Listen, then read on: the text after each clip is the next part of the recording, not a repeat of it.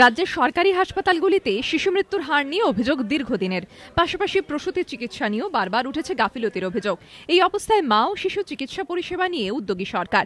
সোমবার কলকাতা মেডিকেল কলেজের প্রতিষ্ঠা বার্ষিকী অনুষ্ঠানে স্বাস্থ্য প্রতিমন্ত্রী চন্দ্রিমা ভট্টাচার্যের ঘোষণা, রাজ্যে মোট 11টি mother and child health hub গড়ে তোলা হবে, যেখানে প্রসবের আগে ও পরে মা ও শিশু সব ধরনের চিকিৎসা একই ছাদের তলায় মিলবে। খরচ পড়বে প্রায় 160 কোটি টাকা। আগামী 2-3 বছরের মধ্যে মেডিকেল কলেজও একটি হাব তৈরি করবে।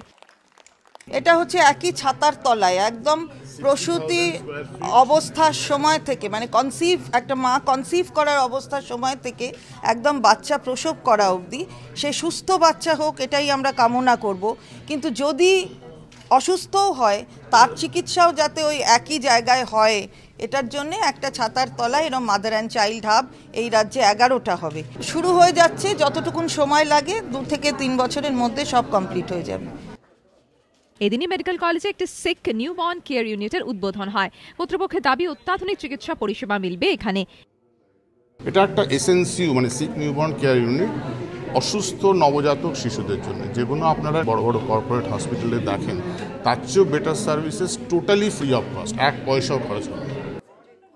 এদিনের অনুষ্ঠানে চন্দ্রিমা ভট্টাচার্য ছাড়াও উপস্থিত ছিলেন বিদ্যুৎ মন্ত্রী মনীশ গুপ্ত। সত্যজিৎ বৈদ্যর রিপোর্ট, এবিপি আনন্দ, কলকাতা।